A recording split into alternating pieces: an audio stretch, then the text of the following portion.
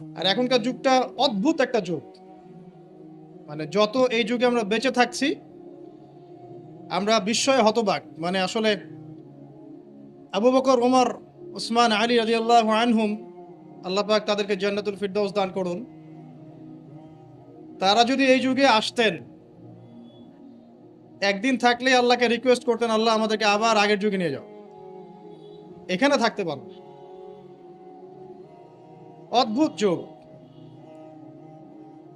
যুগটা এমন যে ধার্মিক যারা এখন, আমরা যারা ধার্মিক বলে দাবি করি, আমরা বেশিরভাগই এখন দুনিয়া পূজারী। দাড়ি, টুপি, পাগড়ি, জুব্বা, যাই হোক লেবাস পোশাক, আমাদের মধ্যে বেশিরভাগ, ম্যাক্সিমাম ইল্লা মাশাআল্লাহ, দুনিয়া পূজারী। দুনিয়ার ভালো মন্দ আগে বুঝবো, তারপর দিন। দিনকে আমরা দুনিয়ার উপরে অগ্রাধিকার দিতে শিখছি না। আগে দুনিয়া, পরে দিন। এমন একটা যুগ যেখানে ধার্মিকদের ঐক্যবদ্ধ থাকার কথা, স্পেশালি মুসলিমদের, কিন্তু আমরা মুসলিমদের মধ্যে কোনো ঐক্য দেখতে পারি না। যতই ঐক্যের বলে আওড়াই না কেন, বাস্তবতা হচ্ছে এই যে আসলে এখানে ঐক্যের কোনো নামগন্ধ নাই। কিন্তু আমরা চাই যে সবাই ঐক্যবদ্ধ হই। ঠিক আছে? অদ্ভুত যুগ। দেখবেন 5 ওয়াক্ত নামাজ পড়ছে মাশাআল্লাহ মসজিদ কমিটির সভাপতি হাজী সাহেব, সুদ ছাড়তে পারছেন। অদ্ভুত যুগ। দেখবেন যে মাশাআল্লাহ বাবা তাহাজ্জুদ গোজার, বাবা প্রত্যেক রাতে তাহাজ্জুদে নামাজ পড়ে মাশাআল্লাহ।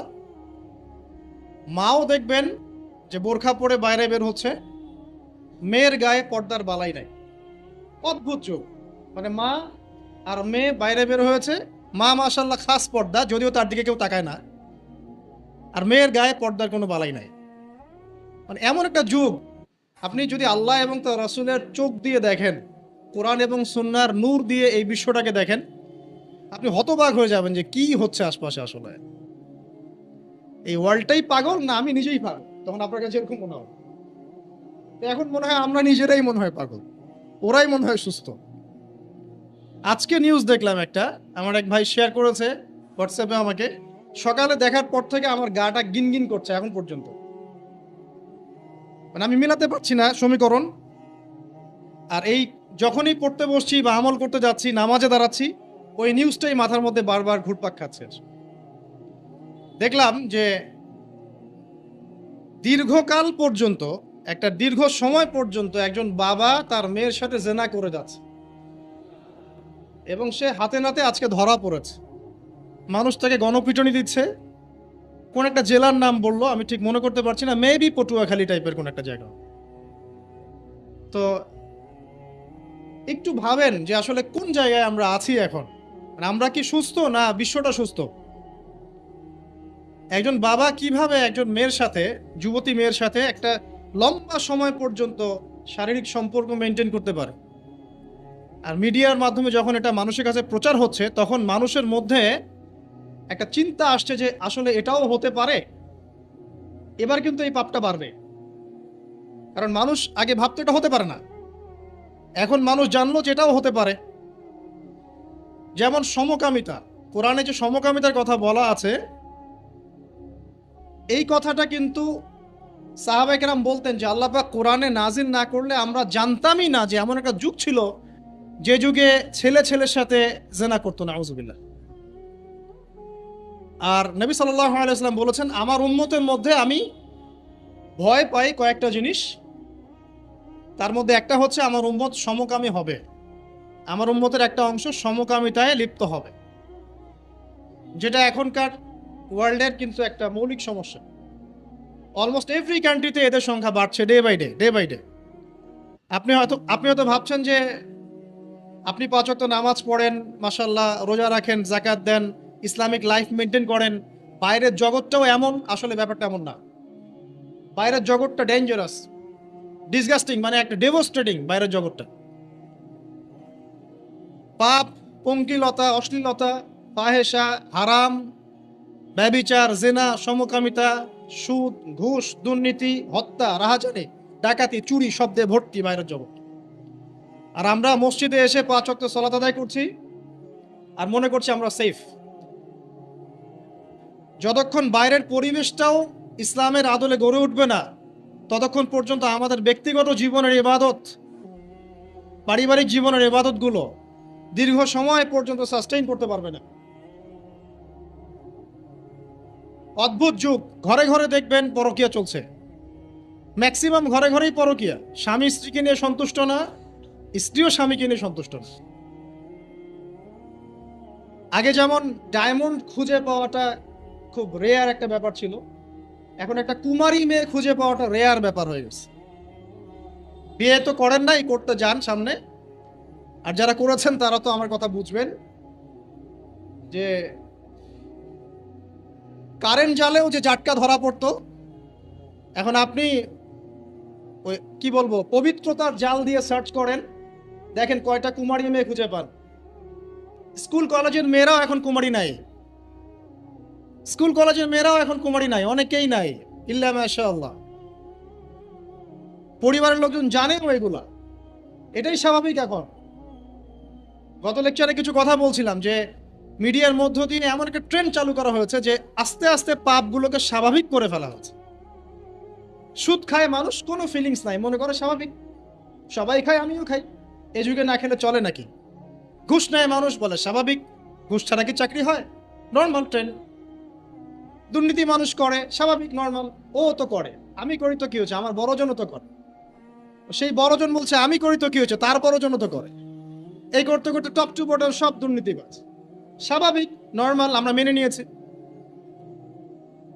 এভাবেই চলছে। যুবকরা স্মোক করে, মাদক সেবন করে, নর্মাল, সব যুবকই তো করে। কলেজ ইউনিভার্সিটিতে আমি করলে কি সমস্যা? জিনা, সবাই তো যাচ্ছে পতিতালয়, তা আমি গেলে কি সমস্যা? সবাই অ্যাফেয়ার করছে হারাম, তা আমার একটা গার্লফ্রেন্ড থাকলে কি সমস্যা? এভরিবডি হারামগুলোকে আমরা মেনে নিয়েছি এবং মিডিয়ার মধ্য দিয়ে ট্রেন্ডটা চালু করা হয়েছে যেগুলো নর্মাল। অথচ নবী সাল্লাল্লাহু আলাইহি ওয়াসাল্লাম, এই যে ফয়জুল কালাম বইয়ের মধ্যে হাদিসটা আছে যে যখন তোমার পাপ তোমাকে বাধা দিবে না, তোমার ভিতর থেকে একটা বাধা আসবে না যেটা পাপ, বুঝবা যে ঈমান নাই তোমার মধ্যে। যখন ভিতর থেকে পাপ করলে একটা বাধা আসে, বুঝবা তুমি ঈমানদার। মানে পাপ করলে যদি বাধা আসে ভিতর থেকে যে আমি এটা খারাপ কাজ করেছি, আল্লাহর কাছে আমাকে তওবা করতে হবে, ইস্তেগফার করতে হবে, তখন বুঝবেন যে আপনার ভিতর ঈমান আছে। এই জন্য আল্লাহ পাক আপনার মনের মধ্যে এই চিন্তা নিয়ে আসছেন, আলহামদুলিল্লাহ। যখন পাপ করতে করতে দেখবেন আপনার মনে কোনো ফিলিংসই নাই, তখন বুঝবেন যে আসলে আপনার ভিতর ঈমান আর কিছু বাকি নাই, যেটা আছে খালি ফোস্কার মতো, একটা নুক্তার মতো। নবীজি বলেছেন সাল্লাল্লাহু আলাইহি ওয়াসাল্লাম, মানুষের অন্তর থেকে আমানত উঠে যাবে, একটা ফোস্কার মতো পড়ে থাকবে, নুক্তার মতো পড়ে থাকবে। জনগণ বলবে যে অমুক লোক খুব বড় আমানতদার, অথচ ওর কলমের মধ্যে আমানতের জাররা পরিমাণ বাকি থাকবে না। তো কোরআন এবং সুন্নাহর চোখ দিয়ে আপনি একটু চারপাশটাকে দেখেন, একটু অনেস্ট হই, নিজের সাথে একটু অনেস্ট হই। আমার মধ্যেও যদি ভুল থাকে আমিও নিজেরটাকে একটু দেখি। আমাদের যেভাবে আমল করা উচিত ছিল, আমরা যারা দিনের দায়ী বলি বা আলেম বলি, রিপ্রেজেন্টেটিভ বলি, আমরা সেরকম আমল করতে পারছি না। আমাদের যেমন সাহসী হওয়া উচিত ছিল, আমরা আসলে পারছি না। আমাদের যেমন ঈমান, শৌর্য, বীর্য এবং দূরদর্শিতা রাখা উচিত ছিল, আমরা আসলে পারছি না। ধর্মের মধ্যে আপনি দেখেন ম্যাক্সিমাম ধার্মিক দুনিয়াদার হয়ে আছে, দুনিয়ার স্বার্থ আগে, তারপর দিন। যে যার স্বার্থে দিনের কাজ করছে, আবার ঐক্যের স্লোগানও তুলছে। সবাই সবার মতোই দিনের কাজ করছে, আলাদা আলাদা ভাবে, আবার সবাই ঐক্যের কথাও বলছে। একজনকে বলেন যে ঠিক আছে আপনারা সবাই মিলে একজন আলেমকে সিলেক্ট করেন যিনি মুসলিমদেরকে লিড দিবেন, দেখেন একজনকে সিলেক্ট করতে পারে কিনা। একদিন বলেছিলাম সবাইকে নিয়ে বসে এক কাপ চা খাওয়ান, দেখেন পারেন কিনা। কিন্তু মুখে কিন্তু সবাই স্লোগান তুলছি যে আল কোরআনের আলো, ঘরে ঘরে জালো, দুনিয়ার মুসলিম এক হও এক হও, কতই না স্লোগান, প্র্যাকটিক্যাল কোনো ইনিশিয়েটিভ নাই আসলে। কিন্তু আপনি অন দ্য আদার হ্যান্ড দেখেন ইসলামের এগেনস্টে যারা থাকে, আসলে কুফার যারা, মুনাফেক যারা, হ্যাঁ, যারা জায়নিস্ট, যারা মিথ্যাবাদী সভ্যতার ধারক ও বাহক, জালেম, এরা দেখবেন ইউনাইটেড। এদের মধ্যে 100টার মধ্যে 90টা বিষয় যদি দ্বিমত থাকে, তারপরেও তারা একটা জায়গায় ইউনাইটেড যে ইসলাম এবং মুসলিমকে ডমিনেট করতে হবে। আর আমাদের মধ্যে যদি 100টার মধ্যে 99টা বিষয়ে একমত থাকি আমরা, আর একটা বিষয়ে আমরা যদি দ্বিমত থাকি, আমাদের সেপারেশনের জন্য দ্যাটস এনাফ। এই যুগে আছি আপনি আমি। খেয়াল করে দেখেন, আমরা আইওয়াশ শোডাউনে বেশি বিশ্বাসী। এখন মুসলিমরা আমরা আইওয়াশ করতে বেশি পছন্দ করছি, শোডাউন করতে বেশি পছন্দ করছি। কনস্ট্রাকটিভ কোনো কাজ নাই। আজকে আপনি একটা পোস্ট দিচ্ছেন, কালকে একটা লেকচার দিচ্ছেন। আজকে একটা বই লিখছেন, ঠিক আছে, কালকে হয়তো আপনি অন্য কিছু করছেন, কিন্তু কাজগুলো সব বিক্ষিপ্ত, কনস্ট্রাকটিভ না, যার কোনো লক্ষ্য আছে, সুনির্দিষ্ট লক্ষ্য আছে। সুনির্দিষ্ট লক্ষ্যকে সামনে রেখে মুসলিমদেরকে কাজ করতে হবে। কিন্তু এই দায়িত্ব কে পালন করবে? তরুণ সমাজ এখন মুখিয়ে থাকে এসবের জন্য, তাদেরকে কে নেতৃত্ব দিবে? তাদেরকে বিষয়গুলো বুঝাবে কে? সিচুয়েশন ব্যাখ্যা করবে কে? আর যদি আপনি 2-4 লাইন বেশি কথা বলা শুরু করেন, তাহলে আপনার গলা বন্ধ করে দেওয়া হবে। আস্তে আস্তে এগুলো সব মেনে নিচ্ছি আমরা। এভাবেই চলছে বিগত 100 বছরে। লাস্ট 100 বছরে, এক বছরে কয় দিন? 365 দিন। এই বিগত 100 বছরে এক একটা করে দিন, এক একটা করে রাত গিয়েছে, উম্মাহ আজকে এই জায়গায় এসেছে। আজকে থেকে 100 বছর আগের উম্মার হিস্ট্রিগুলো পড়ে দেখেন, তারপরে আরো সামনে যান, ওসমানীয় খেলাফতের দিকে যান, তার আগে যান ফাতেমিতে যান, কর্ডোভায় যান, মুঘলে যান, এদিকে আপনার মামলুকে যান, ঠিক আছে, তাবেঈনদের যুগে যান, আব্বাসীয় খেলাফতের যুগে যান, উমাইয়াতে যান, সাহাবীদের যুগে যান, দেখবেন ওই সময়কার মুসলিমদের অবস্থা এমন ছিল না, এবং বিশ্বের প্রেক্ষাপটে এমন ছিল। তো এগুলো নিয়ে ভাবতে হবে। ভাবতে হলে পড়তে হবে, কোরআন পড়তে হবে, হাদিস পড়তে হবে, ইতিহাস পড়তে হবে, অর্থনীতি সম্পর্কে জানতে হবে, পলিটিক্যাল সায়েন্স পড়তে হবে। কে পড়তে চায়? অনলাইনের যুগ, সবাই লেকচার শুনতে চায়, এবং লেকচার শোনা জাতি হুজুকে লাফায় বেশি। একজন আলেম একটা কথা বলবে, ওটার পিছনে হুজুকে লাফাবে। আবার দেখবে আরেকজন আলেম তার কাউন্টার একটা দলিল দিয়েছে, এবার এর পিছনে হুজুকে লাফাবে। আসলে কার দলিল কতটুকু অথেন্টিক এ তো জানে না, কারণ এ তো পড়াশোনাই করতে চায়। আমরা পড়তে চাই কম, লেকচার শুনতে চাই বেশি। আর লেকচার শুনছেন আজকে আপনি এক টপিকে, কালকে আরেক টপিকে, তারপরের দিন আরেক টপিকে, কোনো কনস্ট্রাকটিভ কিছু নাই, মাথাটা বিক্ষিপ্ত। কেমন জানেন? ধরেন যে আমাদের প্রত্যেকের বাসায় একটা করে ডায়েরি আছে। একটা এক্সাম্পল দেই, একটা করে ডায়েরি মনে করেন সবার বাসায় আছে। আর যুগটা এমন যে এই ডায়েরিতে আপনি যাই লিখবেন সবাই দেখতে পারবে, যাদেরকে আপনি অ্যাক্সেস দিবেন সবাই এই লেখাটা দেখতে পারবে। এখন আপনি মনে করেন বাসায় শুয়ে আছেন এসি রুমের নিচে, তা আপনি দেখছেন যে বিশ্বের কোনো জায়গায় মুসলিমকে নির্যাতন করা হচ্ছে, কোনো জায়গায় একটা মেয়েকে রেপ করা হলো, কোনো জায়গায় কি বলবো, শিশুদেরকে বোম মেরে হত্যা করা হচ্ছে, কোনো জায়গায় জুলুম হচ্ছে ইত্যাদি। আপনি এগুলো শুয়ে শুয়ে দেখছেন, আপনার ডায়েরিতে আপনি এগুলো দেখছেন। এবার আপনি বিছানায় শুয়ে শুয়ে এগুলো নিয়ে চিন্তা করতে করতে করতে করতে আপনি ফেড আপ, যে আসলে কিছু তো করতে হবে, এগুলো তো মেনে নেওয়া যাবে না, কিছু একটা তো করতে হবে, কি করব? তখন লেপটা সুন্দর করে গা থেকে সরিয়ে, যোদ্ধার মতো একদম গা থেকে একদম কম্বলটা সরিয়ে উঠে ডায়েরিটা হাতে নিলেন, নিয়ে লিখলেন যে উম্মার আজকে এই অবস্থা, এই করতে হবে, সেই করতে হবে, এটা করতে হবে, ওটা করতে হবে। ডায়েরি বন্ধ করে রেখে দিলেন, আবার গেলেন। This is Facebook. এটাই ফেসবুক। কনস্ট্রাকটিভ কোনো কাজ নাই। আপনি আপনার মতো লিখলেন, শুয়ে পড়লেন, আরেকজন আরেকজনের মতো লিখলো, সে শুয়ে পড়লো, আরেকজন লিখলো, সে শুয়ে পড়লো। এরা ইউনাইটেড না, আর এদেরকে লিড দেওয়ার মতো কেউ নাই। আবার যারা ঐক্যের কথা বলছে, এরা ইন্টারনালি ডিভাইডেড। এভাবে কি একটা জাতি সফল হবে কিনা, এটা আমার প্রশ্ন। আমাদের আগে সামাজিক যোগাযোগ মাধ্যম ব্যবহার করার মানে যে কি বলবো, নিয়ম শৃঙ্খলা শেখা উচিত। আসলে সামাজিক যোগাযোগ মাধ্যম কিভাবে ব্যবহার করতে হয়, ইফেক্টিভ ইউজিং শেখা দরকার অনলাইন সেকশনে। আমরা মোটেও সামাজিক যোগাযোগ মাধ্যম ইফেক্টিভলি ইউজ করতে জানি না। এই মাধ্যমটাকে আমরা বানিয়েছি সমালোচনার মাধ্যম, কাউকে ধুয়ে দেওয়ার মাধ্যম, মাঝে মাঝে একটু আই ওয়াশ শোডাউন করার মাধ্যম। একজন ওমরা করতে গিয়েছে, ছবি সেলফি এই সেই, ভাই কি দরকার আছে আপনার? ওমরা করতে গিয়েছেন, এত মানুষকে জানানোর কি দরকার আছে? একজন লেকচার দিতে এসেছেন, গাড়ি থেকে নামলাম, সবাই ভিডিও সেলফি ফোনস স্লোগান। আমি কাকে দেখাচ্ছি আসলে এগুলা? আর এগুলো যাদেরকে দেখাচ্ছি, এটা দেখায় আমার লাভটা কি আসলে? আল্লাহ পাক কি আমার এই দেখার মুখাপেক্ষী নাকি? আমার মনে যদি ইখলাস ও নিয়াত থাকে, নিয়াত বিশুদ্ধ থাকে, আমি তো গোপনে আসলেও নাকি আল্লাহ পাক দিবেন। আর আল্লাহ পাক যদি দেখাতে চান আমাকে, তাহলে আল্লাহ পাক আমাকে তুলে নিয়ে আসে সবার সামনে দাঁড় করায় দিবেন। যদি আমি পাহাড়েও লুকাতে চাই, আর আল্লাহ যদি চান যে আল্লাহ পাক আমাকে দেখাবেন সবার সামনে, আল্লাহ পাক ওখান থেকে তুলে আপনাকে দেখাবেন। আর যারা সবাইকে দেখাতে পছন্দ করে, আল্লাহ পাক ওদেরকে আস্তে আস্তে এখান থেকে মিটিয়ে দেন। দেখেন অনলাইন সেকশনে আমরা ইউজিং ঠিক মতো জানি না, এখানে সমালোচনার মাধ্যম বানিয়েছি, আই ওয়াশ শোডাউনের মাধ্যম বানিয়েছি, কনস্ট্রাকটিভ কোনো কিছু নাই, জাস্ট আবেগ ঝাড়ার একটা মাধ্যম বানিয়েছি। সামাজিক যোগাযোগ মাধ্যম ইউজিংটা শিখতে হবে আগে, ইফেক্টিভ ইউজিং কিভাবে। যারা এগুলো লঞ্চ করেছে, ওই ইহুদি খ্রিস্টান সভ্যতা, এরাও তো এগুলো ইউজ করে। ওরা কি আমাদের মতো করে ইউজ করে?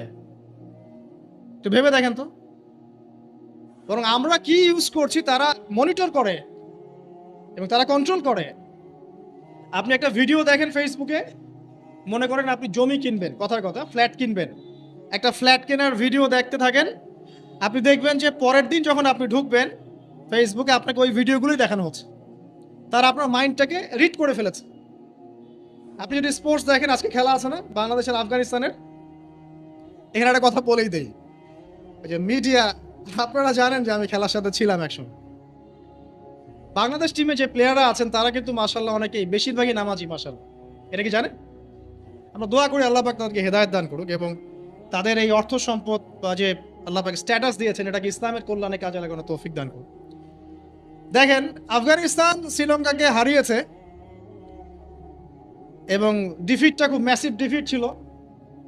এখন মিডিয়ার ভাইব দেখেন, মিডিয়া পারবে কি বাংলাদেশ আফগানিস্তানকে হারাতে? সাকিব কি এটা করতে পারবে? অমুক কি এটা পারবে? লিটন দাস তো আজকে ইনজুরিতে পড়েছে, কিভাবে ওপেনিং হবে? মানে মিডিয়া হারা দিচ্ছে বাংলাদেশকে আগে, বাংলাদেশ হারার আগে মিডিয়াকে হারাই দিচ্ছে। দেখেন মিডিয়া ভাইব বলে একটা কথা আছে। তুরস্ক, এদিকে কি নাম, না না তুরস্কের সাথে একজনের চলছে কনফ্লিক্ট, গ্রিসের সাথে, রাইট। আর ওইদিকে রাশিয়া ইউক্রেন, এদিকে তাইওয়ান চীন, যুদ্ধ কিন্তু লাগে নাই, মিডিয়া লাগাই দিবে আগেই। একটা ঘটনা ঘটার আগে আমরা এমনভাবে এটাকে ভাইব তৈরি করি, এটাই হচ্ছে আপনার মাইন্ড প্রোগ্রামিং। ঠিক এইভাবেই পশ্চিমারা এইসব মাধ্যমগুলো দিয়ে আমাদের মাইন্ড প্রোগ্রামিং করছে। তো দেখেন আমাদের ইফেক্টিভ ইউজিং শেখা দরকার, আই ওয়াশ শোনানোর দরকার নাই। তো এই যুগে আপনি ওই ডায়েরিতে লিখে কাজ হবে না, এই যুগে কনস্ট্রাকটিভ কাজ করতে হবে, যেমনটা কাজ করছে ইসলামের বিরোধী শক্তিরা। এই যুগে আপনি আমি থাকি, তাহলে কতটা স্মার্ট হয়ে দিনের কাজ করা উচিত সেটা বোঝা উচিত আমাদের। দেখবেন অফলাইনে মাঠ পর্যায়ে দিনের কাজ বেদিনেরা তাদের কাজ করছে, যারা বেদিন তারা ওদের কাজ ঠিকই করছে। আমরা এরকম একটা যুগে বাস করছি। তো এইসব ডায়েরিতে, ভার্চুয়াল ডায়েরিতে যুদ্ধ করে কোনো কাজ নাই। প্র্যাকটিক্যালি পড়াশোনা শিখতে হবে, আগে ইলম অর্জন করতে হবে, আলেম ওলামার কাছে আসতে হবে, তাদের সোহবতে এসে দিন শিখতে হবে এবং আমলটা বাড়াতে হবে, তাজকিয়া আত্মশুদ্ধি বাড়াতে হবে, মানে ভিতরের আত্মশুদ্ধিটা বাড়াতে হবে, হালাল উপার্জনের দিকে ফোকাস করতে হবে। মুসলিম উম্মার মধ্যে কোনো বিভক্তি ছড়ানো যাবে না, ইউনাইটেড করতে পারি না পারি বিভক্তি ছড়ানো যাবে না। যে ইস্যুগুলো মাইনর, এগুলো নিয়ে এত বেশি ঝগড়া করা যাবে না, ফাসাদ ক্রিয়েট করা যাবে না। এছাড়া আপনার পরিবারের যে আদর্শ, এটাকে শক্ত করতে হবে, বাচ্চাদেরকে মানুষ করতে হবে, সন্তান সন্ততিকে মানুষ করতে হবে, কনস্ট্রাকটিভ কাজ করতে হবে। এডুকেশনাল ইনস্টিটিউশন গড়ে তোলেন, শিক্ষা প্রতিষ্ঠান গড়ে তোলেন, সমাজ কল্যাণমূলক কোনো ফাউন্ডেশন করেন, মানবতার সেবায় কাজ করেন, দেশকে ভালো কিছু দেন, রাষ্ট্রকে ভালো কিছু দেন, ভালো করে পড়াশোনা করে রাষ্ট্রীয় বড় বড় পদে চাকরি করেন। যত বেশি মানুষ, ভালো মানুষ সেখানে যাবে, আশা করা যায় তত দুর্নীতি কমে যাবে ইনশাআল্লাহ। এখান থেকে সরে আসার দরকার নাই, বরং আপনি আরো বেশি করে পড়াশোনা করেন, বিসিএস ক্যাডার হন, বড় বড় পোস্টে যান, সততা নিয়ে ঈমান নিয়ে এমপি মন্ত্রী হন, হয়ে দেশ শাসন করেন, কনস্ট্রাকটিভ কাজ করেন। আমি বোঝাতে চাচ্ছি যে আমরা এমন একটা যুগে আছি যে আমরা কাজের চেয়ে আইওয়াস, শোডাউন এবং অপরিপক্কতায় বেশি পারদর্শী আর কি। আমাদেরকে একটু পরিপক্কতা প্রদর্শন করতে হবে এবং আগে যুগটাকে রিড করতে হবে। তো রিড করানোর বিষয়ে আপনাকে বলছিলাম যে এমন একটা যুগে আপনি আছেন, ধর্মের মধ্যে এরকম কলিউশন আছে এবং এটা আমরা মেনেও নিচ্ছি স্বাভাবিকভাবে। ব্যক্তি জীবনে আসেন, দেখুন ব্যক্তি জীবনের মধ্যে দিনদারিতা কমে যাচ্ছে, যুবকরা মাশাআল্লাহ আল্লাহ দিকে আসছে, কিন্তু অনেকের মধ্যে কমেও যাচ্ছে। ব্যক্তিগত জীবনে গিয়ে দেখেন যে দিনের জ্ঞান অর্জনকে খুব একটা পরোয়া করছে না, আমলটাকে গুরুত্ব দিচ্ছে ঠিকই, কিন্তু দিনের জ্ঞান অর্জনকে খুব একটা পরোয়া করছে না, হালাল হারাম মেনে চলার ব্যাপারটা পরোয়া করছে না, ঠিক আছে। তারপরে গিয়ে দেখবেন ফ্যামিলিতে গিয়ে দেখবেন ফ্যামিলির মধ্যে বন্ডিংস গুলো কমে যাচ্ছে, ফ্যামিলির মধ্যে যে বন্ড গুলো আগে ছিল শক্ত, এগুলো আস্তে আস্তে কমে যাচ্ছে। ভাইয়ে ভাইয়ে দ্বন্দ্ব, বাবায় সন্তানে দ্বন্দ্ব, মায়ের সন্তানে দ্বন্দ্ব, মনে মনে দ্বন্দ্ব, স্বামী স্ত্রীতে বিচ্ছেদ, সন্তানটা মানুষ হচ্ছে বাবা মা ছাড়াই। সামাজিক, এই যে সামাজিক গঠন একক যেটাকে আমরা বলি পরিবার, এর বন্ডিংস গুলো ভেঙে যাচ্ছে এবং এটাকে আমরা নর্মাল মনে করছি এখন। সোশ্যালি দেখেন প্রতিবেশীর খোঁজ খবর নেওয়ার প্রয়োজন মানুষ মনে করছে না এখন। সমাজের মানুষের পাশে দাঁড়ানোর কথা বলেন, একে অপরের সহযোগিতার কথা বলেন, একটু সহ্য করা বা ছাড় দেওয়ার মানসিকতার কথা বলেন, কেউ ছাড় দিতে চায় না, ছাড় দেওয়ার কোনো মানসিকতা নেই। কে কাকে ডিঙ্গিয়ে সামনে যাবে, কে কার ক্ষতি করে উপরে উঠবে, এগুলো আমাদের ট্রেন্ড হয়ে গেছে। ইকোনমিক লাইফে গিয়ে দেখেন হালাল হারামের কেউ পরোয়া করছে না, ঘুষ দুর্নীতি সুদ এগুলো নর্মাল। পলিটিক্যাল লাইফে গিয়ে দেখেন আল্লাহ পাকের জমিনে আল্লাহ পাক তাকে দায়িত্ব দিয়েছেন, সে আল্লাহর মানে হুকুম আহকামের 5 পয়সা পরোয়া করেন। আল্লাহ পাকের জমিন, আল্লাহ পাকের জমিনে আল্লাহ পাক তাকে দায়িত্ব দিয়েছেন, কিন্তু সে দেখবেন আল্লাহ পাকের বিধানের 5 পয়সা পরোয়া করছেন, অথচ আল্লাহ পাকই তাকে দায়িত্ব দিয়েছেন। আপনি আগে চারপাশ চিনতে শেখেন, পরিবার দেখেন, আপনার ব্যক্তি জীবনটা দেখেন, ধর্ম দেখেন, অর্থনীতি রাজনীতি দেখেন, কোন চোখ দিয়ে দেখবেন? কোরআন এবং হাদিসের চোখ দিয়ে দেখেন। তারপরে দেখবেন আসলে কোনো কিছুই ঠিক চলছে না, না হলে আপনার কাছে মনে হবে সব ঠিক চলছে। কোরআন সুন্নাহর চোখ দিয়ে দেখেন আসলে কোনো কিছুই পারফেক্ট চলছে না। এখন ক্ষুদ্র পরিসরে আপনার আমার করণীয় বাকি আছে, কি করতে পারে? প্রথম কথা হচ্ছে আমাদেরকে আগে তওবা করতে হবে আল্লাহর কাছে। আমরা প্রত্যেকে যখন আল্লাহর কাছে খালেসভাবে তওবা করব যে আল্লাহ পাক যে উদ্দেশ্যে পৃথিবীতে পাঠিয়েছিলেন সেই উদ্দেশ্য কতটুকু করতে পারছি আমরা জানি না, আল্লাহ আপনি আমাদেরকে মাফ করে দেন এবং এই সমকালীন ফিতনাময় পরিবেশ থেকে আমাদেরকে বাঁচান। আগে তওবা করতে হবে। মানে আমরা এতটা পাপে ডুবে গেছি এখন, আমাদের দোয়া কিন্তু মনে হয় না কবুল হচ্ছে। হ্যাঁ, আমরা কি কম দোয়া করি? আমরা কিন্তু প্রচুর দোয়া করি, ওয়াজ মাহফিলের শেষে করি, ফরজ নামাজের পরে করি, দোকান উদ্বোধন করতে গেলে করি, কোনো কোনো সময় মাশাআল্লাহ দেখা যায় স্ট্যাচু উদ্বোধন করতে গিয়েও দোয়া করি। আমরা দোয়া করতেই থাকি, কিন্তু দোয়া কতটুকু কবুল হয় আল্লাহ ভালো জানে।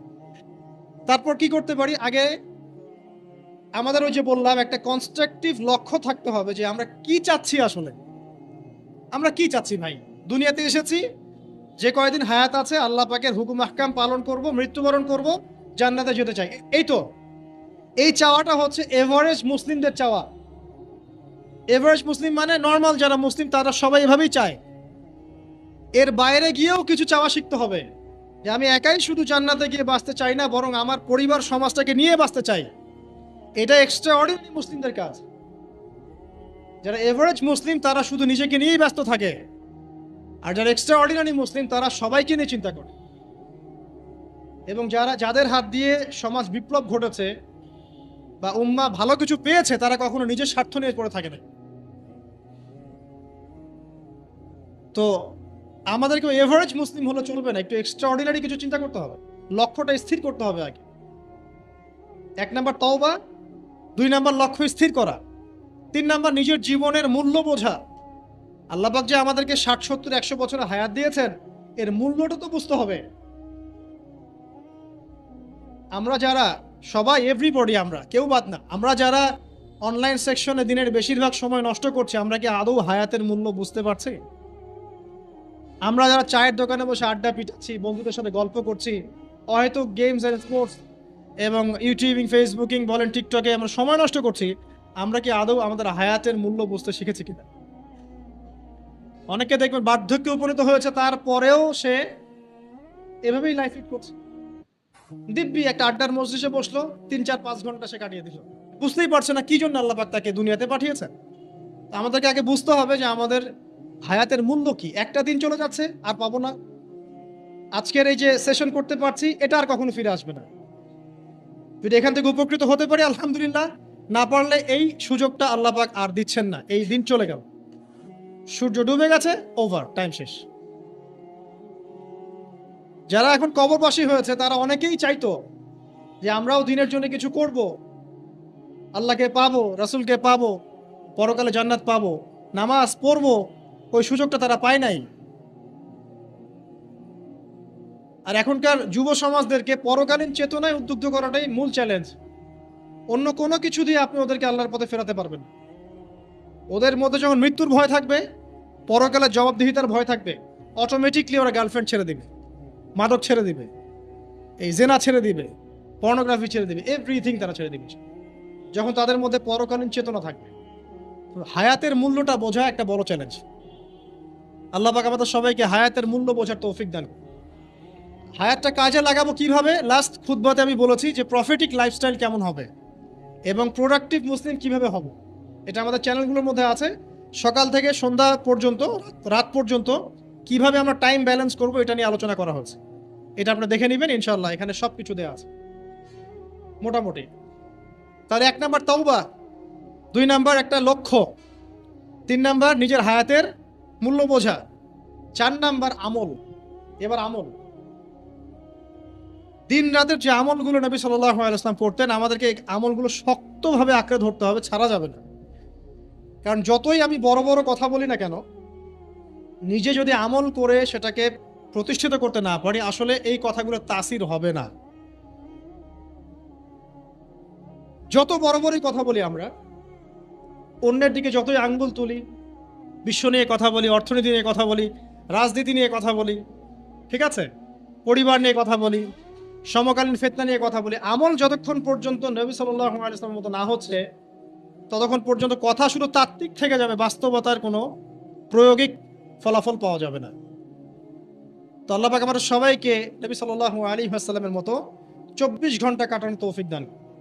একদম রাত থেকে শুরু করে আবার রাত পর্যন্ত যেভাবে নবী সাল্লাল্লাহু আলাইহি ওয়াসাল্লাম ঘুমাতেন, উঠতেন, ইস্তেনজা করতেন, নামাজ পড়তেন, মানুষকে শেখাতেন, ব্যবসা বাণিজ্য করতেন, প্রতিটা কাজ যেন নবীর মতো করে হয়, এই চ্যালেঞ্জটা নিতে হবে। আগে 40 দিনের টার্গেট নেই একটা, যে আগামী 40 দিন আমরা নবী সাল্লাল্লাহু আলাইহি ওয়াসাল্লামের মতো লাইফ লিড করব। যদি পারি ইনশাআল্লাহ আমাদের দ্বারা কিছু হবে, যদি না পারি বুঝতে হবে আমরা শুধু কথায় পারদর্শী, আমাদের কাজের কোনো মূল্য আসলে নাই। তো আমরা বিশ্বাস করি যে আমাদের তরুণ প্রজন্ম শুধু কথায় পারদর্শী না, তারা কাজ করেও দেখাতে পারবে ইনশাআল্লাহ। হয়তো বার্ধক্যে যারা আছে তারা হয়তো পারবে না, তারা হয়তো চাচ্ছে কিন্তু পারছে না। অনেক মুরব্বী আমার পরিচিত আছেন যারা চান আরো বেশি আমল বাড়াতে, কিন্তু পারছেন না, শরীর কুলাচ্ছে না, ডায়াবেটিস, প্রেশার, আর অনেক সমস্যা। আর যদি পরিবারের মধ্যে ঢুকে যান, বিয়ে শাদীর মধ্যে, তাহলে তো অবস্থা খারাপ হবে।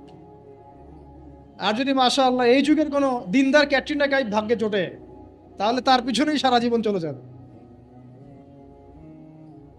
সো পরিবারে ঢোকার আগেই, মানে বিয়ে শাদী করে সংসার গোছানোর আগেই পড়াশোনাটা শেষ করে ফেলেন, কারণ ওর পরে রেসপন্সিবিলিটি বাড়বে, আপনার অনেক কাজের চাপ চলে আসবে। এগুলোকে সুন্দর মতো ব্যালেন্স করা খুব ডিফিকাল্ট, এত সহজ না। যুগটা ভাই এত কঠিন যে সবকিছু পারফেক্টলি করার চেষ্টা করার পরেও কখনো কখনো হিমশিম খেয়ে উঠি পারি না। মানে মাঝে মাঝে আমি নিজেও রাগ হই, পরিবারের উপরেও রাগ হই। কিরকম? সেটা হচ্ছে যে একজন সায়েন্টিস্ট, যদি ইসরায়েলের কোনো সায়েন্টিস্ট থাকে যে নিউক্লিয়ার ওয়েপেন্স নিয়ে কাজ করে, তাকে একটা রুম দেওয়া হয়, গবেষণা করার একটা টেবিল চেয়ার দেওয়া হয়, একটা ল্যাব দেওয়া হয়, তার পরিবার, তার সন্তান, তার ভরণ পোষণ, তার গাড়ি বাড়ি, সব দায়িত্ব সরকারের। তার কাজ কি? সে বসে বসে নিউক্লিয়ার ওয়েপেন্স তৈরি। ওই ওয়েপেন্সটা যখন তৈরি হবে তখন ওই রাষ্ট্রের উন্নতি হলো। আর আমরা যারা দিনের কাজও করি, অনেক সময় দেখা যায় আলেম বা মুফতি বা মুহাদ্দিস বা দায়ী, দেখবেন তাদেরকে বাজার করতে হয়, পরিবার মেনটেন করতে হয়, সন্তানের লেখাপড়া দেখতে হয়, তাদেরকে অডিয়েন্স ডিল করতে হয়, মিডিয়া ডিল করতে হয়, মানুষের সমালোচনার অ্যান্সার করতে হয়, কাজের শেষ নেই, মাথা খাটাতে খাটাতে আপনি টায়ার্ড। অথচ উচিত ছিল এই মানুষটাকে রিল্যাক্সে রেখে দেওয়া, যে আপনার কাজ শুধুমাত্র দিনের জ্ঞান অর্জন করা, বড় বড় ডিগ্রি সার্টিফিকেট অর্জন করা, গবেষণা করা, আলিম ওলামার সোহবতে যাওয়া, কিছু লিখা, কিছু বলা, যাতে ন্যাশন উপকৃত হয়। এরকম সুকুনের পরিবার কয়টা আছে আলেমদেরকে জিজ্ঞাসা করো। আমার ধারণা যে বেশিরভাগ আলেমেরই এরকম পরিবার নাই। এই কারণে অনেক বড় বড় স্কলার মাঝপথে ঝরে পড়ে, অনেক বড় বড় আলেম মাঝপথে ঝরে পড়ে, আর আমাদের এই ফিতনা সৃষ্টিকারী পরিবারের সদস্যরা এগুলো বুঝতে চায় না। তারা বুঝতে চায় না ওদের ওদের দায়িত্বটা কি। তাদের দায়িত্ব হচ্ছে ওই ব্যক্তিকে সাপোর্ট করা পিছন থেকে, যে আল্লাহর দ্বীনের পথের একজন দায়ী, একজন মুবাল্লিগ, একজন আলেম, একজন ফকিহ। সেক্ষেত্রে আল্লাহ পাক হয়তো আমাদেরকে পরীক্ষা করছেন অথবা গুনাহ মাফ করছেন, কিন্তু এটা হওয়া উচিত ছিল না। যারা দ্বীনের পথে কাজ করবে তাদের পরিবারটা হবে সেই রকম যেন পরিবার থেকে কোনো প্রেশার তার মধ্যে না আসে, মানসিকভাবে সে যেন স্ট্রেস না পায়, রিল্যাক্সে সে দিনের কাজ করতে পারে। দেখবেন তার দ্বারা লক্ষ লক্ষ কোটি কোটি মানুষ উপকৃত হচ্ছে। হ্যাঁ, এই জন্য অনেক, হ্যাঁ এটা ঠিক বলেছো ভাই, এই জন্য অনেক বড় বড় মুহাদ্দিস ছিলেন যারা কিন্তু আসলে কোনোদিন বিয়ে করেন নাই। তবে এটা আমি নিরুৎসাহিত করছি না। যদি আল্লাহ পাক একজন দিনদার স্ত্রী আপনাকে দান করেন, আর স্ত্রী শুধু একমাত্র পরিবারের অংশ না, আপনার এখানে মা আছে, আপনার বোন আছে, আপনার সন্তান আছে, ভাই বোন সবাই মিলেই পরিবার। একজন ভালো দেখবেন, বাকিরা হয়তো আপনাকে এভাবে সাপোর্ট করছে না। তো দিনদার স্ত্রী যদি সাথে থাকে, ইনশাল্লাহ আপনি বিশ্বজয় করতে পারবেন ইনশাল্লাহ। এটা আল্লাহ পাক নেয়ামত হিসেবে দেখ সবাইকে, সব যুব সমাজকে আমরা দোয়া করি। কিন্তু ডিসিশন নেওয়ার ক্ষেত্রে খুব সাবধান, সতর্ক থাকতে হবে। কারণ সব বোরখবর আর মেয়ের পিছনে কি দিন যেতে থাকে? থাকে না। কয়টা বলছি? তওবা, লক্ষ্য স্থির করা, আপনার হায়াতকে কাজে লাগানো। এরপরে বলছি আমলের কথা। আমল যদি পারফেক্ট না হয় তাহলে আসলে আমাদের দোয়াগুলো ঝুলে থাকবে।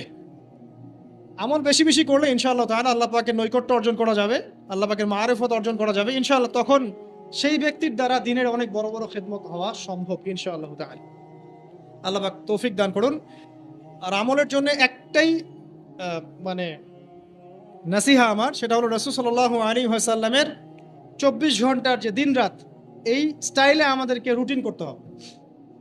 ঘুম, খাওয়া, লেখাপড়া করা, দাওয়াতি কাজ সবকিছু একদম ওই রুটিন ওয়াইজ। ইনশাআল্লাহ তাআলা দেখবেন আপনার জীবনে বরকত হচ্ছে ইনশাআল্লাহ তাআলা।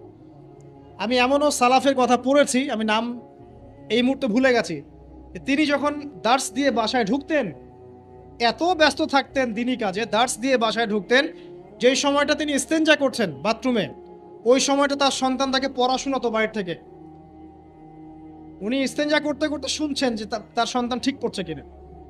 এইভাবে তারা টাইম ব্যালেন্স করতেন। এই যুগে কি এটা সম্ভব হচ্ছে আমাদের পক্ষে? বিভিন্ন ফিতনা চারপাশে, অতএব শক্ত হতে হবে, দিনের ব্যাপারে শক্ত হতে হবে। আল্লাহ পাক তৌফিক দান করুন। 5 নাম্বার হচ্ছে হালাল উপার্জন।